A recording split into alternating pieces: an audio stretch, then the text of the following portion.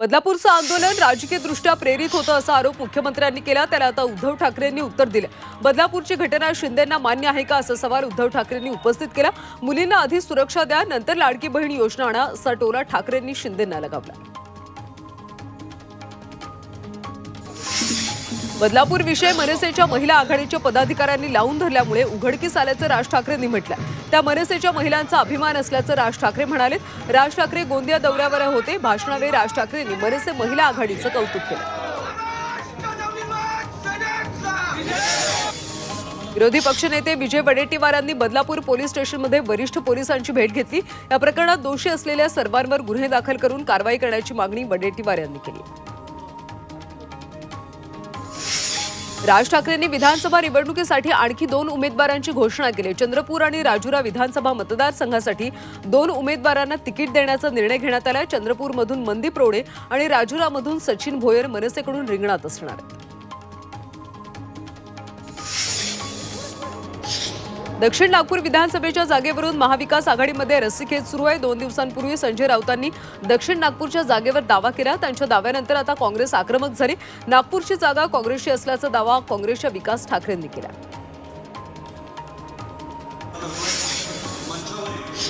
साताऱ्यातल्या कराड उत्तरची जागा महायुतीमध्ये कोणत्या पक्षाला सुटणार याची चाचपणी सुरू आहे। त्यात खासदार उदयनराजेंचे विश्वासू समर्थक कुलदीप क्षीरसागरांनी मसूरमधल्या मेळाव्यामध्ये थेट उमेदवारी घोषित केली। त्यामुळे कराड उत्तर राजकीय मतदारसंघामध्ये आता वातावरण चांगलंच तापलंय। तरुणांनी राजकारणापेक्षा अर्थकारणाकडे लक्ष द्यावं, उद्योजक व्हा, मागण्यापेक्षा काम देणारे हात व्हा असं आवाहन शरद पवार यांनी केले। त्यांनी मुंबईमध्ये झालेल्या संभाजी ब्रिगेडच्या अधिवेशनात ते बोलत होते।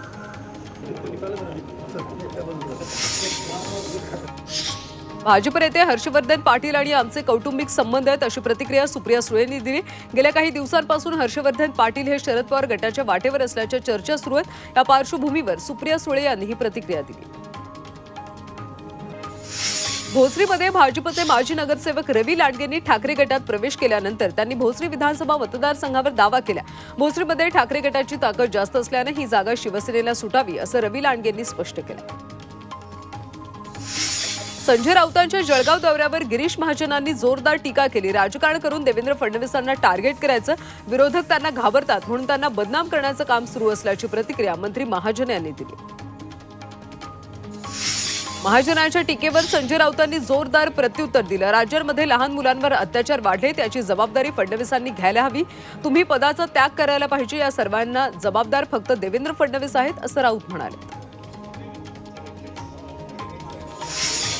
सनदी अधिकारी इक्बाल सिंग चहल यांची गृह विभागात बदली झाली। इक्बाल सिंग चहल गृह विभागाचे अपर मुख्य सचिव असणार आहेत। सुजाता सौनिक यांच्या जागेवर चहल यांची वर्णी लागली। राज्य पोलीस महासंचालक रश्मी शुक्लांनी मुख्यमंत्री एकनाथ शिंदे यांची भेट घेतली। बदलापूरमध्ये झालेल्या दुर्दैवी घटनेनंतर उद्भवलेल्या परिस्थितीवर दोघांमध्ये चर्चा झाली। बदलापूर प्रकरणात थोडाही हलगर्जीपणा नको, त्वरित ॲक्शन घेण्याच्या सूचना मुख्यमंत्र्यांनी दिल्याचं कळतंय। पुणे कल्याणीनगर अपघात प्रकरणी रक्त नमुने बदलल्याप्रकरणी 7 जणांचा जामीन पुणे सत्र न्यायालयानं फेटाळला। अल्पवयीन आरोपीचे आई वडील, ससून हॉस्पिटलमधल्या डॉक्टरांसह 7 जणांवर रक्त नमुने बदलल्याचा आरोप आहे। या प्रकरणांमध्ये पुरावे नष्ट करण्याचा प्रयत्न करण्याचा या 7ही जणांवर आरोप आहे। गोकुळाष्टमी आणि दहीहंडीच्या सणासाठी मुंबई पोलिसांनी नवी नियमावली जारी केली। त्यानुसार सार्वजनिक ठिकाणी अश्लील गाणी वाजवण्यास बंदी घालण्यात आली। पादचाऱ्यांवर रंगीत पाण्याचे फुगे मारण्यास मनाई करण्यात आली। या नियमांचं उल्लंघन झाल्यास कारवाई करण्याचा इशारा मुंबई पोलिसांनी दिला। राज्यात पोलीस भरतीची निवड प्रक्रिया पूर्ण झाली। 11,956 पदांची भरती प्रक्रिया पूर्ण झाली। या निवड झालेल्या उमेदवारांना नियुक्तीपत्र देणं सुरू असून त्यांचं सप्टेंबर महिन्यापासून प्रशिक्षण सुरू असल्याची माहिती अपर पोलीस महासंचालक विभागाकडून देण्यात आली। अहमदनगरच्या श्रीरामपूरमधल्या औद्योगिक वसाहतीमध्ये नवीन उद्योगांची पायाभरणी करण्यात आली। महसूल मंत्री राधाकृष्ण विखे पाटील यांच्या हस्ते 544 कोटींची गुंतवणूक करण्यात आली।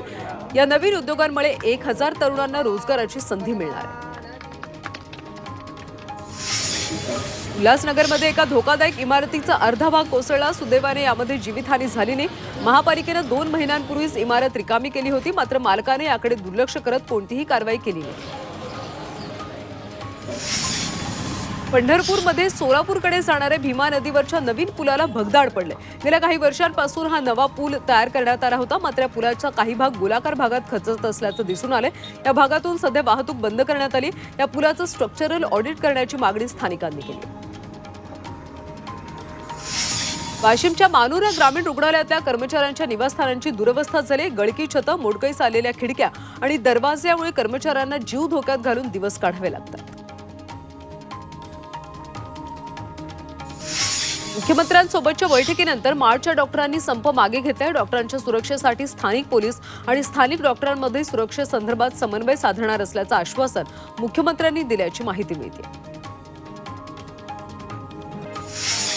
ईडी कार्यालयाबाहेर काँग्रेसनं आंदोलन केले। वर्षा गायकवाड यांच्या नेतृत्वात आंदोलन करण्यात आले। यावेळी आंदोलक आणि पोलिसांमध्ये झटापट झाली। त्यानंतर पोलिसांनी आंदोलकांना ताब्यात घेतलं। संभाजीनगरमध्ये रिक्षा चालक मालक संघटना आणि रिक्षा चालकांनी जिल्हाधिकारी कार्यालयासमोर आंदोलन केले। बॅटरीवर चालणाऱ्या रिक्षा बंद कराव्यात, ऑनलाईन दिल्या जाणाऱ्या दंडाच्या पावत्या रद्द कराव्यात, तसंच नवीन परवाने देणं बंद करावं अशा मागण्या यावेळी करण्यात आल्या। पेण शहरातल्या नागरिकांना पुरेसं आणि शुद्ध पाणी मिळावं यासाठी माझं पेण या संस्थेच्या वतीनं पेण नगरपालिकेवर मोर्चा काढण्यात आला। मोर्चामध्ये सहभागी नागरिकांनी नगरपालिका कार्यालयासमोर ठिय्या मांडला। मुख्याधिकारी जीवन पाटील यांची भेट घेऊन निवेदन देखील दिलं।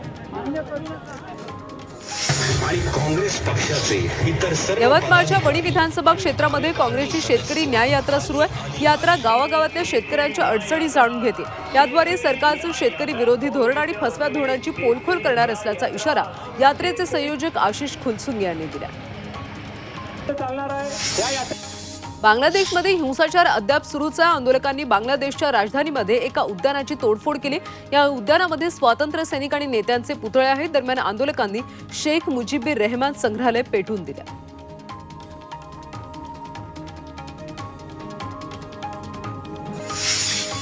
नागपूरच्या पेंच व्याघ्र प्रकल्पात एक वाघोबा जणू वीकेंड सिटी एन्जॉय करतोय। मध्य प्रदेशमधल्या पेंचमधल्या तुरिया गेट जवळच्या एका रिसॉर्टमध्ये या वाघोबानं ठाण मांडलंय। बराच वेळ हा वाघ रिसॉर्टमध्ये झोपला होता। वाघाने अशी अचानक घुसखोरी केल्यानं रिसॉर्टमधल्या कर्मचाऱ्यांची चांगलीच धावपळ उडाली।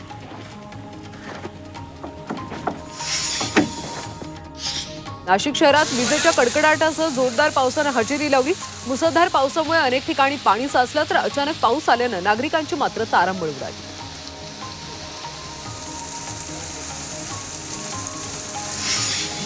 सोलापूर जिल्ह्यात यंदा पावसानं जोरदार हजेरी लावली। सतत पडणाऱ्या पावसामुळे अनेक शेतामध्ये पाणी साचलं। त्यामुळे तूर, मूग, उडीद, सोयाबीन अशा अनेक पिकांची नासाडी झाली। त्यामुळे नाईलाजाने शेतकऱ्यांवर हाताशी आलेली पिकं उखडून टाकण्याची वेळ आली। चंद्रपुरात अचानक मुसळधार पावसानं हजेरी लावली। पावसामुळे वातावरणात काहीसा गारवा निर्माण झाला। गेले काही दिवस पावसाच्या उघडीपीमुळे उकाड्यात वाढ झाली होती, मात्र अचानक आलेल्या पावसानं शहरातल्या नागरिकांची तारांबळ उडाली। मुंबईमध्ये मुलींचे व्हिडिओ काढणाऱ्याला मनसैनिकांनी चोप दिलाय। भांडूपच्या दातार कॉलनी परिसरात हा तरुण मुलींचे व्हिडिओ काढत होता। ओळख नसताना देखील रील्स तयार करू, सेल्फी काढू असं हा तरुण मुलींना सांगत होता। तेव्हा एका मुलीनं आरडाओरडा केला। त्यानंतर मनसे सरचिटणीस मनोज चव्हाण यांनी घटनास्थळी धाव घेत तरुणाला चोप दिला।